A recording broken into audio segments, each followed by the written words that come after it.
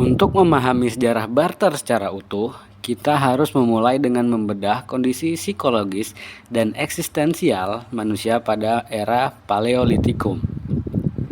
Sebuah masa di mana keberadaan manusia sangat ditentukan oleh kemampuannya untuk beradaptasi dengan lingkungan, yang seringkali ekstrim dan juga tidak terduga. Nah, pada fase ini, barter tidak terlahir sebagai sebuah sistem akuntansi yang dingin atau kalkulatif, melainkan sebuah jembatan kemanusiaan yang muncul dari kesadaran mendalam akan keterbatasan individu di hadapan alam. Manusia purba yang hidup dalam kelompok-kelompok kecil nomaden menyadari bahwa meskipun mereka memiliki keahlian spesifik dalam berburu atau meramu, alam tidak mendistribusikan sumber dayanya secara merata di atas permukaan bumi. Awal mula barter terjadi adalah ketika kelompok-kelompok ini mulai bersinggungan di atas perbatasan wilayah jelajah mereka. Ketegangan antara rasa takut terhadap orang asing dan kebutuhan mendesak untuk mendapatkan komunitas yang tidak ada di wilayah sendiri melahirkan sebuah mekanisme diplomasi primitif. Salah satu bentuk yang paling awal dan paling murni adalah silent trade atau perdagangan bisu, di mana dalam praktik yang sangat menarik ini, kejujuran diuji tanpa adanya komunikasi verbal. Sebuah kelompok akan meletakkan barang dagangan mereka, mungkin kulit binatang atau daging hasil buruan, di sebuah lokasi netral. Lalu mereka mundur ke tempat yang aman.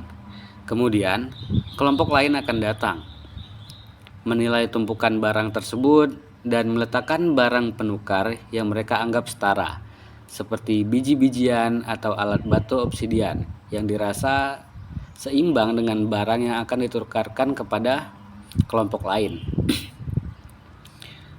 Kemudian proses ini bisa berlangsung berhari-hari dengan penambahan barang secara bertahap, hingga kedua belah pihak merasa nilai yang ditukarkan telah mencapai titik equilibrium yang adil.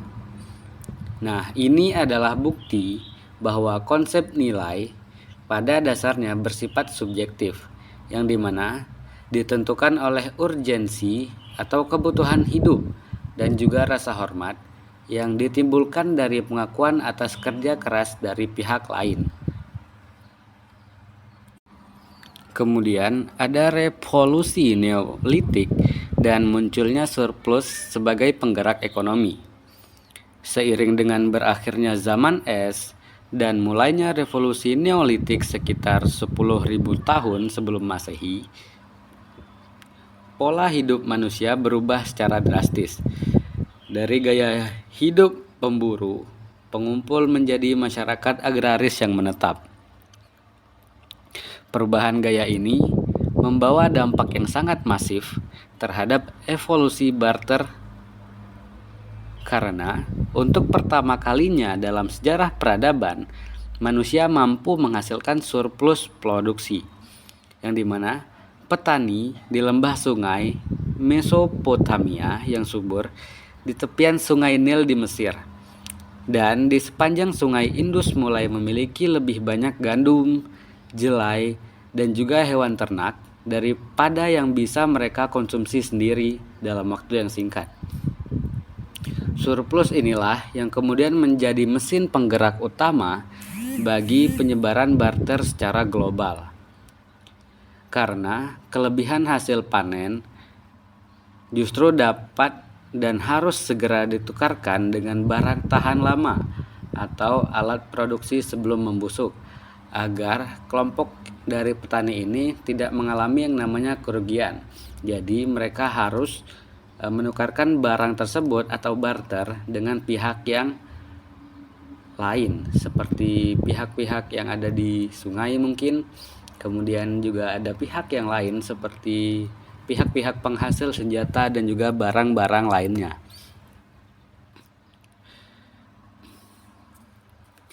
Namun, di tengah kemajuan agraris ini, manusia mulai berbenturan dengan masalah teknis yang sangat rumit. Dalam ilmu ekonomi yang disebut sebagai double coincidence of wants, atau keharusan adanya kesamaan keinginan pada waktu yang bersamaan antara dua pihak yang bertransaksi. Nah, jika seorang petani gandum membutuhkan baju, maka ia harus mencari seseorang penenun yang pada saat yang sama kebetulan sedang membutuhkan gandum. Nah, jadi pada transaksi ini mereka tuh harus menemukan penukar yang sepadan dengan mereka. Jika penukar A ingin memiliki barang dari B, maka pihak B juga harus menginginkan barang dari A supaya barang yang mereka tukarkan itu dapat bersifat adil. Nah, jika sang penenun ternyata sedang membutuhkan susu, maka transaksi tersebut akan terhambat. Nah, masalah ini akan memicu kreativitas manusia untuk memulai menggunakan barang perantara yang memiliki nilai universal sebagai standar barter. Nah, dikarenakan adanya tabrakan tadi, jadi manusia mulai menciptakan suatu barang yang bersifat universal, yakni dapat digunakan merata oleh semua orang supaya kejadian-kejadian penghambat untuk mendapatkan barang yang kita butuhkan seperti tadi itu dapat dihindari. Nah, kemudian di Mesopotamia, bangsa Sumeria mulai mencatat transaksi barter mereka pada tablet-tablet tanah liat yang menggunakan tulisan yang dibuat dari paku, yang membuktikan bahwa barter telah menjadi bagian dari hukum, administrasi negara, dan juga tatanan sosial yang sangat formal, bukan lagi sekedar pertukaran acak di pinggir jalan. Nah, kemudian ada ekspansi global dan jalur-jalur pertukaran lintas benua, di mana penyebaran barter kemudian meluas mengikuti jalur-jalur migrasi manusia dan pembukaan rute perdagangan internasional yang legendaris. Bangsa Fenisia, yang dikenal sebagai penguasa Laut Mediterania, memainkan peran sentral dalam menghubungkan peradaban Eropa, Afrika Utara, hingga Timur Tengah melalui sistem barter maritim yang sangat kompleks. Mereka membawa kayu aras dari Lebanon dan pengerjaan logam yang canggih untuk ditukarkan dengan gading dari Afrika atau budak dari wilayah utara. Kemudian di benua Amerika, peradaban besar seperti suku Maya dan juga Aztec mengembangkan sistem barter yang sangat terorganisir di pasar-pasar raksasa seperti Tlatelolco, di mana ribuan orang berkumpul setiap harinya untuk menukarkan kain, perhiasan atau emas, dan biji kakao yang berfungsi sebagai alat ukur nilai yang sekaligus komoditas konsumsi. Dalam proses ekspansi ini, barter bukan hanya memindahkan barang secara fisik, melainkan juga bertindak sebagai kendaraan bagi pertukaran budaya, agama, teknologi, dan juga bahasa. Ketika seorang pedagang dari Asia Tengah menukarkan kuda perang yang kuat dengan kain sutra dari Tiongkok di sepanjang jalur sutra, mereka saling bertukar informasi mengenai teknik pengobatan, astronomi, dan juga filosofi kehidupan.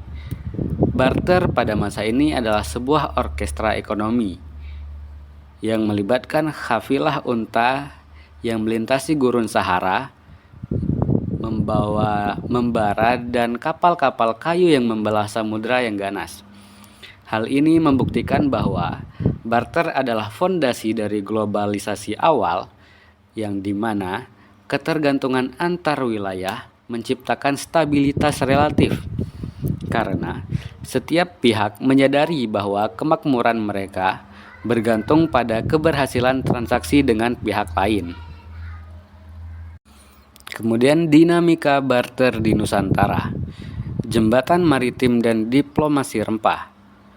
Masuknya sistem barter ke wilayah Nusantara atau Indonesia merupakan sebuah narasi tentang keajaiban maritim dan pertemuan peradaban yang sangat dinamis. Sebagai negara kepulauan yang terletak di titik persimpangan angin muson dunia, Indonesia secara alami telah menjadi arena barter raksasa jauh sebelum pengaruh kolonialisme masuk. Penduduk asli Nusantara sejak masa prasejarah telah mahir dalam navigasi laut dan menggunakan kemampuan ini untuk menghubungkan ekosistem yang berbeda.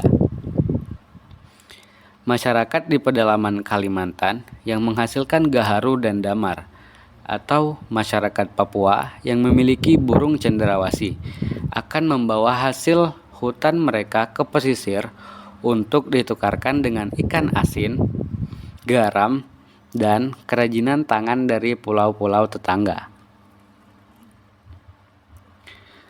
Ketika pengaruh eksternal dari India, Tiongkok, dan juga Arab mulai mengalir masuk pada awal milenium pertama, Nusantara bertransportasi menjadi pusat gravitasi ekonomi dunia melalui perdagangan rempah-rempah.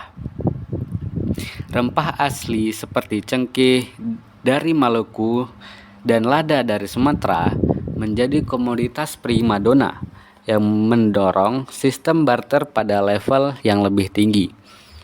Para penguasa lokal di pelabuhan-pelabuhan besar seperti Barus, Tarumanegara, dan juga Sriwijaya bertindak sebagai kurator ekonomi yang mengatur pertukaran rempah-rempah dan barang-barang mewah dari luar negeri seperti porselen, dinasti Ming, manik-manik kaca, dan tekstil katun halus dari Gujarat.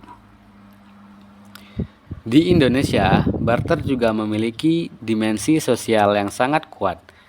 Dalam tradisi masyarakat tertentu, barter bukan hanya soal keuntungan, melainkan bagian dari ritual adat dan simbol persaudaraan, di mana pemberian barang yang lebih baik kepada tamu sering kali dianggap sebagai bentuk kehormatan daripada sekedar transaksi komersial. Kemudian ada contoh kasus barter dan analisis sosiologis nilai benda. Untuk memberikan pemahaman yang lebih tajam mengenai mekanisme ini, kita dapat melihat berbagai contoh spesifik yang pernah terjadi di berbagai belahan dunia. Yang pertama, barter garam di Gurun Sahara. Masyarakat di wilayah utara Afrika akan memotong balok-balok garam dari pasir danau yang kering dan membawanya melalui perjalanan kafilah yang melelahkan hanya untuk ditukarkan dengan emas di wilayah Ghana kuno. Nilai garam pada saat itu seringkali setara dengan berat emas karena garam sangat krusial untuk kesehatan manusia di iklim panas dan juga pengawatan makanan. Yang kedua ada sistem kula di Pasifik, di mana masyarakat di Kepulauan Trobriand melakukan barter perhiasan kerang dalam sebuah lingkaran perdagangan yang sangat luas. Uniknya, perhiasan ini tidak memiliki nilai guna praktis, namun memiliki nilai prestis dan sejarah yang sangat tinggi. Barter ini dilakukan untuk memelihara hubungan perdamaian dan aliansi politik antar pulau yang saling berjauhan. Kemudian yang ketiga, ada barter jasa dan perlindungan.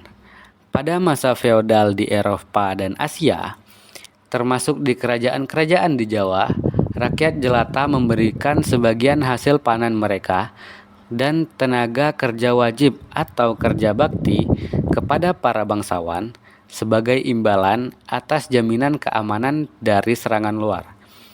Ini adalah bentuk barter jasa yang berbentuk struktur kelas sosial di masyarakat tradisional. Kemudian yang keempat ada barter tekstil India dengan rempah Nusantara di abad pertengahan.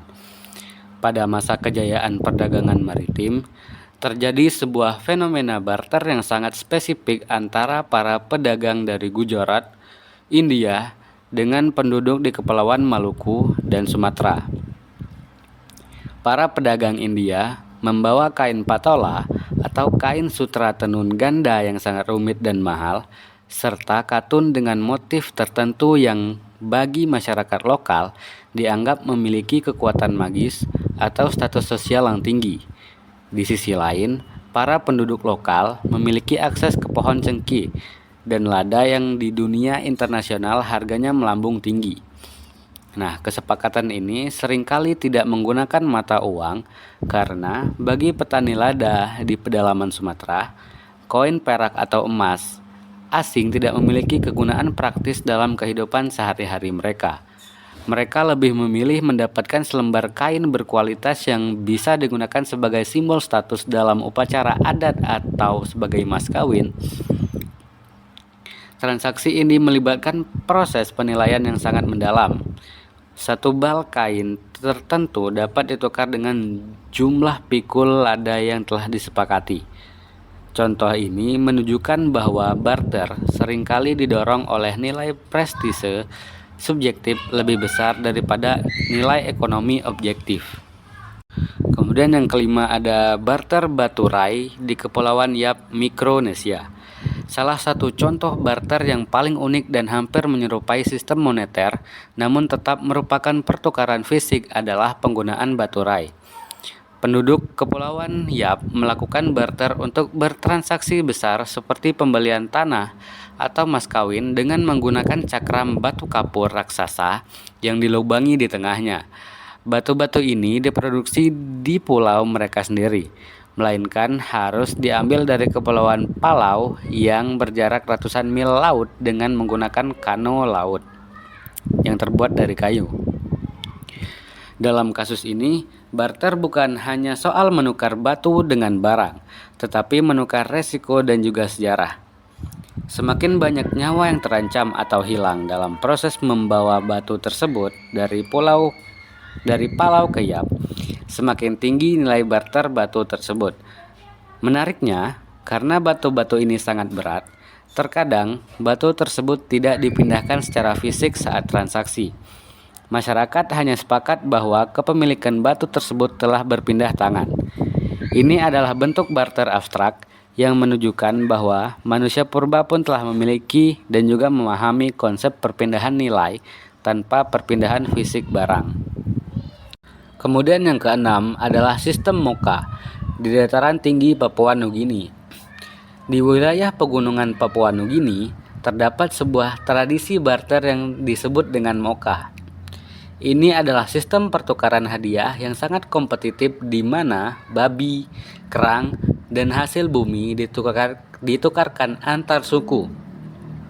Namun, ini bukan sekedar barter kebutuhan hidup, melainkan barter utang budi dan juga pengaruh politik.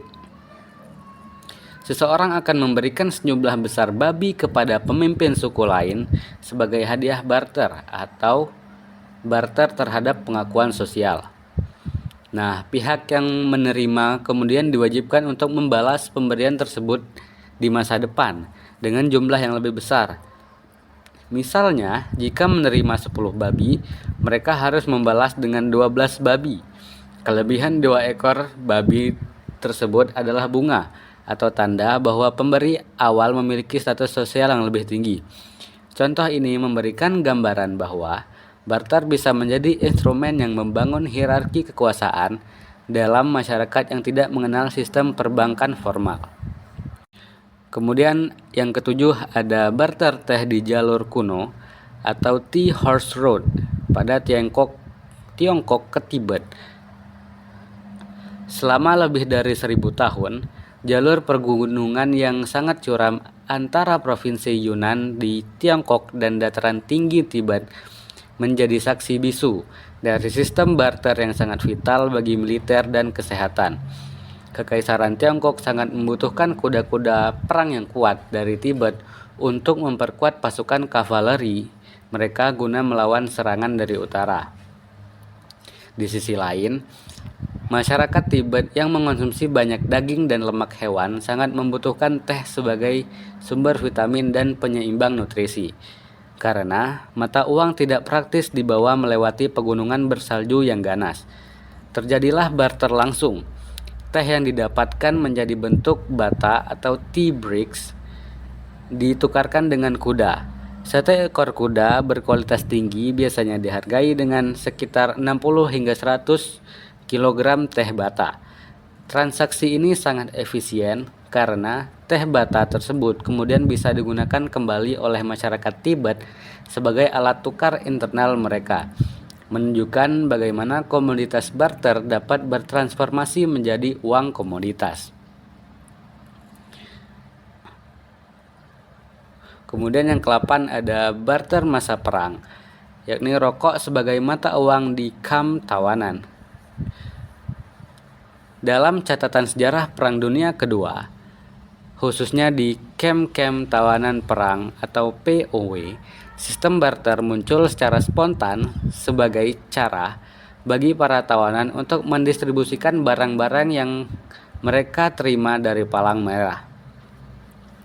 Karena uang kertas tidak memiliki nilai di dalam penjara, rokok menjadi standar nilai universal.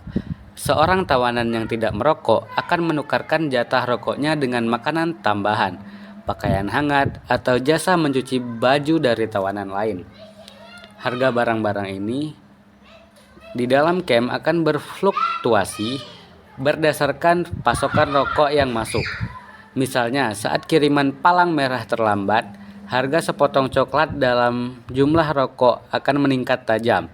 Contoh ini sering dikutip oleh para ekonom untuk menunjukkan bahwa manusia dalam kondisi paling tertekan sekalipun akan selalu menciptakan sistem barter untuk mengatur distribusi sumber daya secara adil berdasarkan kelangkaan suatu barang. Kemudian barter yang ke-8 adalah barter hasil laut dan hasil kebun di pasar Wulandoni yang terletak di Indonesia, di mana di desa Wulandoni, Lembata, Nusa Tenggara Timur, hingga hari ini kita masih dapat menyaksikan praktik barter murni yang dilakukan setiap hari Sabtu, di mana masyarakat dari pegunungan membawa hasil bumi seperti pisang, ubi, alpukat, dan juga kayu bakar, sementara masyarakat pesisir membawa ikan kering, ikan segar, dan juga garam. Uniknya, transaksi ini dilakukan tanpa timbangan modern. Mereka menggunakan perasaan dan juga kesepakatan turun-menurun mengenai ukuran. Misalnya, setumpuk ubi ditukar dengan 3 ekor ikan sedang. Jika salah satu pihak merasa tidak seimbang, mereka akan menambah sedikit barang hingga kedua pihak tersenyum sebagai tanda sepakat. Barter di Wulandoni bukan hanya tentang pemenuhan gizi, tetapi merupakan mekanisme pertahanan budaya yang menjaga agar masyarakat tetap memiliki hubungan persaudaraan atau lama holot yang kuat. Membuktikan bahwa barter adalah perekat sosiologis yang melampaui angka-angka keuntungan. Kemudian yang ke-10 ada barter kontemporer, yakni pertukaran iklan dan inventaris, yakni corporate barter. Dalam dunia bisnis modern, barter skala besar menjadi antara maskapai penerbangan, hotel, dan juga media massa. Sebuah maskapai penerbangan yang memiliki banyak kursi kosong atau inventaris yang akan hangus jika tidak terjual, mungkin akan melakukan barter dengan sebuah stasiun televisi yang memiliki slot iklan yang belum terisi. Maskapai memberikan tiket gratis kepada staf televisi sebagai imbalan atas penayangan iklan maskapai tersebut. Tidak ada uang tunai yang berpindah tangan, namun kedua perusahaan berhasil mendapatkan nilai dari aset mereka yang sebelumnya tidak terpakai.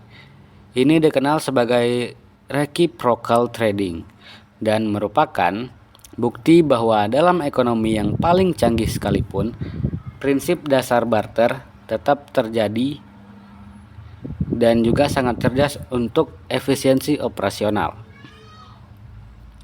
Kemudian yang ke-11 ada barter burung cendrawasih dan juga logam di jalur perdagangan Papua Maluku. Sejarah barter di wilayah timur Indonesia, khususnya antara daratan Papua dan juga Kepulauan Maluku, merupakan salah satu contoh paling eksotis dari pertukaran nilai estetika dengan nilai fungsional.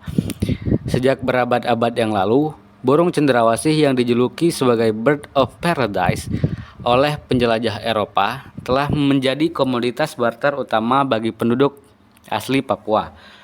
Mereka melakukan perburuan dan pengawetan bulu burung tersebut untuk ditukarkan dengan barang-barang seperti logam parang, kapak, dan peralatan masak tembaga yang dibawa oleh para pedagang dari Kesultanan Tidore dan juga Ternate. Dalam konteks ini, barter mencerminkan ketimpangan teknologi dan juga ekosistem. Bagi penduduk pedalaman Papua, logam adalah material yang sangat langka dan juga revolusioner untuk memperoleh pekerjaan dan juga mempermudah pekerjaan sehari-hari mereka. Sementara bagi para pedagang seperti orang-orang Maluku, bulu cendrawasih adalah simbol kemewahan dari legitimasi kekuasaan yang dapat ditukarkan kembali ke pasar internasional di Tiongkok atau Eropa dengan harga yang sangat fantastis tentunya. Transaksi ini seringkali melibatkan perantara di wilayah pesisir atau middleman yang mengatur nilai tukar berdasarkan tingkat keindahan, warna, dan keutuhan bulu dari burung cendrawasih tersebut. Menciptakan sebuah rantai ekonomi barter yang panjang dan juga berlapis-lapis sebelum akhirnya mencapai pasar dunia. Dan kemudian yang terakhir adalah barter rum atau minuman keras dan juga bulu berang-berang di Amerika Utara. Pada masa penjajahan dan perdagangan bulu atau fur trade di Amerika Utara sekitar abad ke-17 dan juga 18, terjadi sistem barter yang sangat kontroversial namun masif antara perusahaan perdagangan Eropa seperti Hudson Bay Company dengan suku-suku asli Amerika, yakni Native American. Perusahaan Eropa sangat membutuhkan bulu berang-berang atau beaver pelts yang pada saat itu menjadi tren busana papan atas di Eropa sebagai bahan pembuatan topi. Sebagai imbalannya, mereka tidak memberikan koin emas, melainkan menukarkan atau barter dengan barang-barang seperti kain wol, senapan, mesiu, dan yang paling terkenal adalah minuman keras atau rum. Kasus ini menunjukkan adanya manipulasi nilai barter. Para pedagang Eropa seringkali menetapkan standar nilai berdasarkan satu unit bulu berang-berang yang disebut sebagai made beaver atau MB. Semua barang kebutuhan suku asli kemudian diukur dengan harganya satuan MB tersebut. Misalnya, satu pucuk senapan mungkin dihargai setara dengan 12 lembar bulu berang-berang. Kemudian masuknya rum sebagai alat barter memberikan dampak sosiologis yang menghancurkan bagi struktur masyarakat suku asli, yang menunjukkan bahwa barter tidak selalu bersifat adil dan juga keberlanjutan. Jika salah satu pihak komunitas yang bersifat adiktif atau merusak tatanan sosial pihak lainnya. Kemudian ada tantangan evolusi ke mata uang dan juga reinkarnasi modern. Meskipun barter adalah fondasi peradaban, sistem ini memiliki kelemahan inheren yang akhirnya mendorong manusia untuk menciptakan mata uang sebagai alat tukar yang lebih efisien. Masalah utama adalah ketidaktahanan barang. Jika seorang petani tidak segera menukarkan tomatnya, kekayaannya akan membusuk dan menghilang begitu saja. Selain itu, masalah satuan nilai yang tidak stabil seringkali memicu perselisihan karena tidak ada standar objektif untuk menukarkan barang berapa banyak ayam yang serta dengan satu ekor kerbau. Ketidakpastian inilah yang mendorong munculnya koin logam di Lydia pada abad ke-7 sebelum Masehi, yang kemudian diadopsi oleh dunia sebagai cara untuk menstandarisasi nilai pertukaran. Namun, menganggap barter telah mati dalam sejarah adalah sebuah kekeliruan besar. Barter seringkali muncul kembali sebagai pahlawan ekonomi setiap kali sistem moneter mengalami kegagalan sistem selama masa hiperinflasi Di Jerman pasca Perang Dunia I atau saat krisis ekonomi hebat melanda berbagai belahan dunia di era modern, masyarakat secara otomatis kembali ke sistem barter demi keberlangsungan hidup mereka. Di era digitalisasi ini, kita bahkan melihat reinkarnasi barter dalam bentuk yang sangat futuristik melalui platform corporate barter dan bursa pertukaran jasa secara daring.